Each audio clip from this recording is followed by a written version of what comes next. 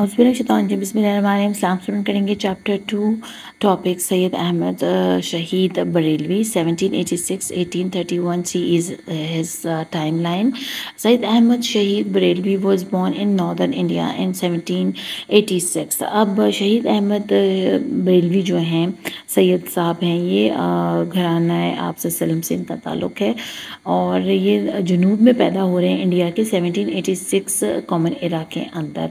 He was educated in the Madrasa Rahimiya established by Shah Waliullah रहमतुल्लाह his father। जैसे कि आपको पता है कि मदरसा रहीमिया में ही शाह वलीउल्लाह ने तालीम हासिल की थी, अपनी इब्तदाई तालीम हासिल की थी, जो कि उनके वालिद का ही मदरसा था और इन्होंने भी उसी मदरसे के अंदर तालीम हासिल की। आप ये याद रखिएगा, आपको प्रीवियस वीडियोज़ में बताया गया है कि रिवाइवल ऑफ इस्लाम जो है ना वो इन्हीं अजीम रहनुमाओं और वली अल्लाह के सेहरे जाता है कि इन्होंने ही इस्लाम को नई रूह बख्शी बर सगीर पाक व हिंद के मुसलमानों के दिलों के अंदर। In the early 19th century the sub continent was ruled by British. अब शुरू की 19वीं सदी में अगर देखें तो आपको बरतानिया का दौर नज़र आएगा, बरतानिया का कंट्रोल नज़र आएगा बर सगीर पाक व हिंद के ऊपर, वेयर एज द वेस्टर्न सब continent was under the sick rule. लेकिन उसी दौरान अगर आप मगरबी हिस्से को बर सगीर के देखें ना, मगरब की साइड को, तो वहाँ पर आप देखेंगे कि वहाँ पर सिख की हुकूमत थी, सिखों की हुकूमत थी। During this time, Muslims of India were facing many religious, social and cultural challenges। अब इस दौरान जो है ना, जो मुसलमान थे इंडिया के, वो बहुत ज़्यादा मुश्किलात का सामना कर रहे थे, चाहे वो मज़हब को लेकर हों, कोई मजहबी हों या माशरती हों या सकाफ़ती हों। सकाफ़त क्या होती है, यानी आपके कपड़ा लता, आपके रस्म व रिवाज, आपका उठना बैठना, आपका मिलना मिलाना, इस पर भी लोग तनकीद करें, ठीक है ना। मज़हब तो करें आपको माशी तौर पर बिल्कुल अकेला कर दें, आइसोलेट कर दें, लेकिन आपके आपस के रिश्तेदारों में मुलाकात पर भी उनको बर्दाश्त ना, उनको ये कहें कि जी आप ईद क्यों मना रहे हैं या आप ऐसे कपड़े क्यों पहन रहे हैं या आप कुर्बानी क्यों कर रहे हैं, इन चीज़ों के ऊपर भी हमारे वो असरअंदाज होना शुरू हो गए। तो आप समझिए कि आप मुसलमानों को बरसगीर पाक व हिंद की इतनी बड़ी सरजमीन के ऊपर कैद कर दिया गया था। When Sayyid Ahmad Shahid Barelvi came back from Arabia in 1823, he was upset to see the condition of the Muslims. He had a revolutionary mind and wanted to do something to help his people. अब जैसे कि आपको बताया गया कि उन्होंने इब्तदाई तालीम मदरसा रहीमिया से हासिल की, जो कि शाह वलीउल्लाह के वालिद का था, लेकिन उसके बाद ये आला तालीम के लिए जो ना सऊदी अरब जाते हैं दीनी तालीम हासिल करने के लिए 1823 में। और जब ये वापस आते हैं तो वो बड़े परेशान होते हैं मुसलमानों की हालत देखकर और उनका दिमाग जो था ना वो इनकलाबी था, ठीक है ना। वो इनकलाब लाना चाहते थे, वो चाहते थे कि वो अपने मुसलमान भाइयों की मदद करें, कोई तहरीक चलाएं उनके लिए, कोई ज़ोर शोर से तनकीद करें इस निज़ाम के ऊपर और मुसलमानों को फैसिलिटेट करवाएं हुक्मरानों से। He wanted to see them as a free nation, क्योंकि वो मुसलमानों के एक आज़ाद कौम की शक्ल में देखना चाहते थे। सो ही स्टार्टेड द जिहाद मूवमेंट। तो इसी वजह से उन्होंने एक तहरीक का आगाज़ किया जिसका नाम था तहरीक जहाद।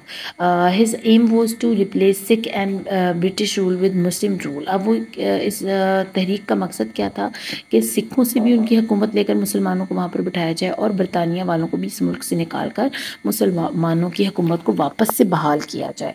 In 1826 CE, he gathered an army of volunteers known as Mujahideen.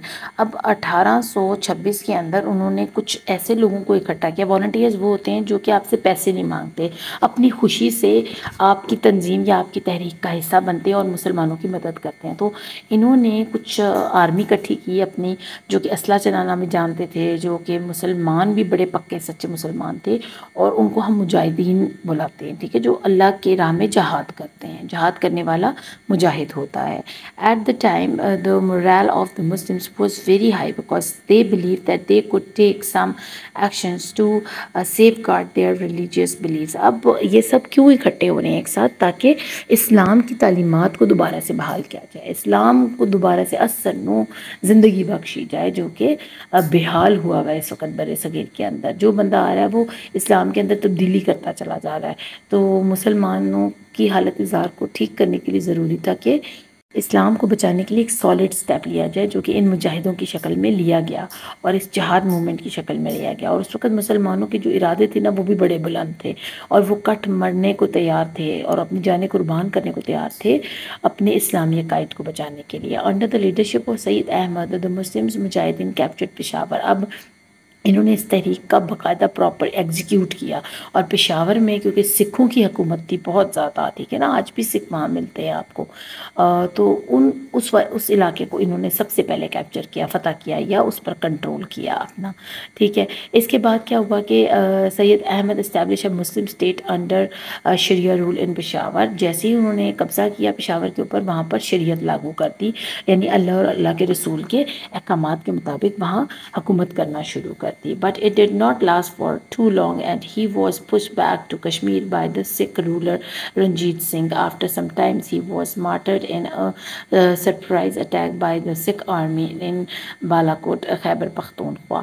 اب ہوا کیا کہ یہ کافی دیر تک وہاں نہیں رک پائے کیونکہ وہاں پر سکھوں کی تعداد زیادہ تھی, تو پھر ان کو وہاں سے نکال دیا گیا, سمجھنے کے دھکیلا گیا واپس کشمیر کی طرف. اور یہ کس نے دھکیلا؟ کشمیر میں ہی موجود ایک سکھ بادشاہ تھا جس کا نام رنجیت سنگھ تھا, جس کو رنجیت سنگھ کانا بھی کہتے ہیں. کانا اس لیے کہتے ہیں because he has some problem in his another eye, ایک آنکھ اس کی جو ہے نا خراب تھی اور وہ اپنی ایک آنکھ سے دیکھتا تھا, تو بہت خبیث انسان تھا.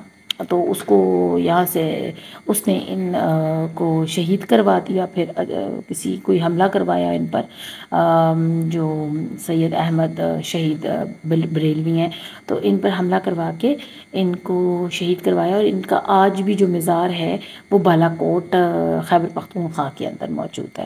اور یہاں پر آپ اس کی ایک گلمپس بھی دیکھتے ہو اس مزار کی, نیچے آپ کو وہ جو مینار کھڑے نظر آ رہے ہیں سینٹر آف دا پکچر کے اندر, یہی ان کا مزار ہے جہاں پر ان کو شہید ہونے کے بعد دفن کیا گیا تھا.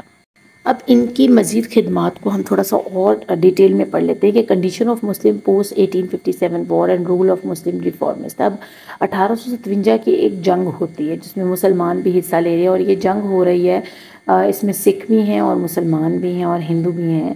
اور ہو کس کے خلاف رہی ہے؟ یہ ایسٹ انڈیا کمپنی کے خلاف ہو رہی ہے.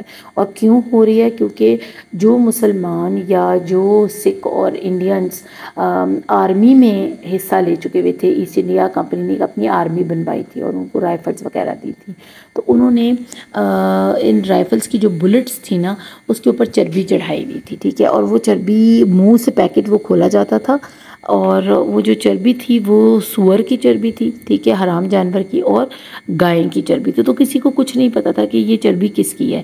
اب بلٹس جب ڈسٹریبیوٹ کی گئیں فوجیوں کے درمیان, تو وہاں پر سکھ بھی تھے, مسلمان بھی تھے, ہندو بھی تھے. تو آپ کو پتہ ہے ہندو جو ہے نا وہ گائے کو اپنی ماں سمجھتے ہیں, اور مسلمان کے لیے جو بور ہے وہ ایک حرام جانور ہے. تو دونوں کے لیے یہ مشکل ہو رہا تھا کہ ہم یہ بندوقیں استعمال نہیں کریں گے, کیونکہ ان کے اندر جو گولیاں ڈلتی ہیں نا ان کو کھولنے کے لیے, اس کے کارٹیج کو کھولنے کے لیے منہ سے کھولنا پڑتا ہے, اس کو کھینچ کے توڑنا پڑتا ہے.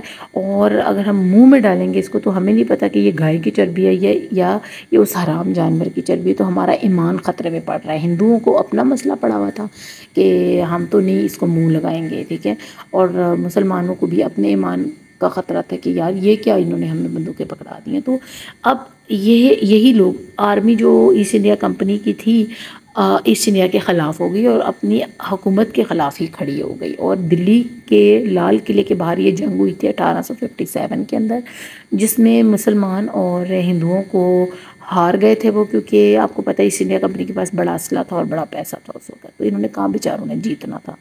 تو اب کیا ہوا کہ ہندوؤں نے چلاکی دکھائی اور انہوں نے کہا جی ہم تو نہیں لڑنا چاہتے تھے, اور سکھوں نے بھی کہا ہم تو نہیں لڑنا چاہتے. مسلمانوں نے ہمارا دماغ خراب کیا اور انہوں نے کہا کہ ہم نے یہ رائفلیں استعمال نہیں کرنی. تو سارا گند جو ہے نا انہوں نے مسلمانوں کے اوپر ڈال دیا تھا. اس وجہ سے انگریزوں نے مسلمانوں کا جینا ہی حرام کر دیا تھا برِ صغیر پاک و ہند کے اندر. The British held Muslims responsible for the War of Independence due to their support for the restoration of the Mughal Emperor. اب سارا کیونکہ گند جو ہے مسلمانوں کے اوپر ڈل چکا تھا, تو برطانیہ والوں نے کہا ہاں یہ تو چاہتے ہیں کہ ان کے مغل ایمپرر جو بادشاہ ہیں ان کی حکومت پھر دوبارہ آ جائے، اس لیے یہ ساری آرمی کو ہمارے خلاف انہوں نے کر دیا۔ تو بیچارے جو مسلمان ہیں نا فضول میں ہی پس گئے، ان کو اور زیادہ برا وقت دیکھنا پڑا۔ Due to the perception the condition of the Muslims in India became worse after 1857۔ تو اس جنگ کے بعد جو مسلمانوں کو لے کر جو ان کی سوچ تھی انگریزوں کی وہ اور زیادہ خراب ہو گئی۔ انہوں نے کہا جی مسلمان ہیں ہی فتنہ فساد کی جڑ اور ہمیں یہاں یہ حکومت نہیں کرنے دیں گے، تو اس لیے ان کا جینا ہی محال کر دو بر صغیر پاک و ہند کے اندر۔ تو انڈیا میں مسلمان سمجھو کہ کسی جانور سے بھی بری زندگی گزار رہے تھے۔ The Muslims of India last all responsible position in government jobs. اب ان کو جو گورنمنٹ جابس تھیں ان میں سے بھی کسی قسم کی کوئی بھی رسپیکٹیبل جاب نہیں مل رہی تھی، عزت والی جو نوکری ہوتی ہے نا وہ نہیں دی جا رہی تھی ان کو۔ اگر نوکری ملتی تھی تو وہ یا تو پی این بن جاتے تھے، جو کہ چھوٹی موٹی نوکری، چائے لا دی، پانی لا دیا، فائل اٹھا کے ایک ٹیبل سے دوسری ٹیبل پہ کر دی، بس یہ والی نوکریاں مسلمانوں کے لیے رہ گئی تھیں۔ اور they were discouraged from acquiring education due to the education policies of the East India Company that promoted Christian values۔ اور اس کے علاوہ ان کے بچوں کو اعلیٰ تعلیم سے بھی محروم رکھا جا رہا تھا، کیونکہ یہ مسلمان نہیں چاہتے تھے کہ انگریزوں کی پالیسی کے مطابق ان کے بچے وہاں جائیں پڑھنے کے لیے اور ان کو کرسچینٹی پڑھائی جائے، ان کو اسلام نہ پڑھایا جائے، اور ان کو ان کی اخلاقیات کے اوپر اور ان کے مذہب سے ان کو دور کیا جائے۔ اور پالیسیز اس طرح کی انہوں نے رکھ دی ہوئی تھی انگریزوں نے، اور انگریز بھی جانتے تھے کہ مسلمان ایسی تعلیم کبھی بھی اپنے بچے کو نہیں دلوائے گا، تو اس طرح ان کے بچے تعلیمی دوڑ میں پیچھے رہ جائیں گے اور کبھی بھی ہمارا مقابلہ نہیں کر پائیں گے۔ اور اس کے مقابلے میں انڈینز جو تھے وہ بھاگ بھاگ کے ایجوکیشنز جو ہے نا اس قسم کے ایجوکیشنل انسٹیٹیوشنز کا حصہ بن رہے تھے، اور ان کو بڑی اچھی اچھی نوکریاں دی جا رہی تھی کیونکہ وہ مکھن جو لگا رہے تھے انگریزوں کو۔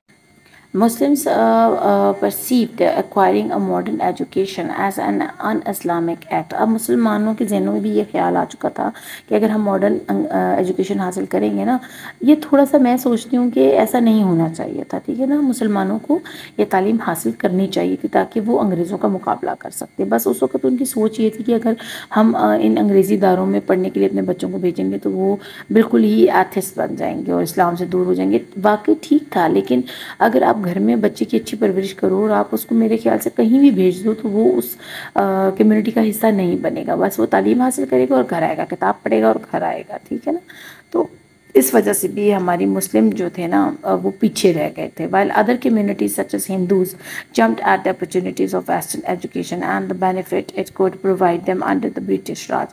اب برطانیہ دور کے اندر ہندوؤں نے تو بھاگ بھاگ کے یہ تعلیم حاصل کی، اپنے بچوں کو بھی کسایا، اور آپ کو پتہ ہے جو بچے ایسے تعلیمی اداروں میں پڑھتے تھے ان کو بہت زیادہ فیسلٹیز کیا جاتا تھا، ان کو سلیبس فری ہوتا تھا، یونیفارم فری، کھانا فری ملتا تھا، ان کے گھر والوں کو اسکالرشپ دی جاتی تھی، پیسے بچوں کو اسکالرشپ دی جاتی تھی، ان کو پیسے ویسے ملتے تھے۔ تو یہ باقاعدہ جو ہے نا ہندوؤں نے اس چیز کا بڑا فائدہ اٹھایا۔ آج بھی آپ ان کا سلیبس جا کے دیکھ لو، ہمارے بچے جو 10ویں میں پڑھتے ہیں ان کے بچے 2 کلاس میں پڑھ چکے ہوتے ہیں، ٹھیک ہے نا۔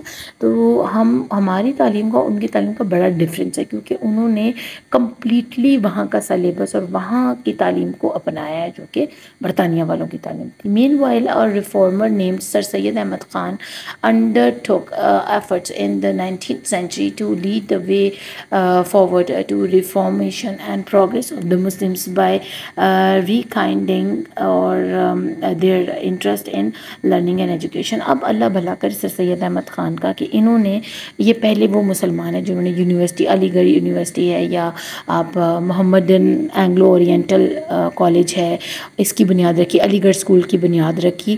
تو مسلمانوں کو تھوڑا حوصلہ ہوا کہ کیونکہ یہ پرنسپل یا اسکول کو بنانے والا ایک مسلمان ہے، تو وہاں پھر انہوں نے سوچا کہ ہم اپنے بچوں کو یہاں تعلیم کے لیے بھیجتے ہیں۔ اور سر سید احمد خان نے انگریزی تعلیم، سائنس اور سائنٹیفک باقاعدہ سوسائٹی بنائی مسلمان بچوں کے لیے۔ خالی مسلمان نہیں، وہاں انڈینز بھی آتے تھے پڑھنے کے لیے، کیونکہ سر سید احمد خان نے یہ چلاکی دکھائی کہ انہوں نے خاص مسلمانوں کے لیے اس چیز کو آفر نہیں کیا، انہوں نے کہا جی سب آ کر پڑھیں۔ تو اب مسلمانوں کے جو ماں باپ ڈر ڈر کے اپنے بچوں کو اسکول نہیں بھیج رہے تھے، اب ان کا دل کھلنا شروع ہونے کا، ٹھیک ہے جی ہم اپنے بچوں کو اس تعلیمی ادارے میں بھیج سکتے ہیں کیونکہ یہ ایک مسلمان نے کھولا ہے، تو یہ ہمارے بچوں کو بے راروی کا شکار نہیں کرے گا یا اسلام سے دور نہیں کرے گا۔ تو یہ ایک بہت پیارا اقدام تھا سر سید احمد خان کا۔ امید کرتی ہوں آپ کو اس ٹاپک کی بہت اچھے سے سمجھ آئی ہوگی۔ اپنا خوب خیال رکھیے گا۔ Thank you for watching, best of luck for your exams. اللہ نگہبان۔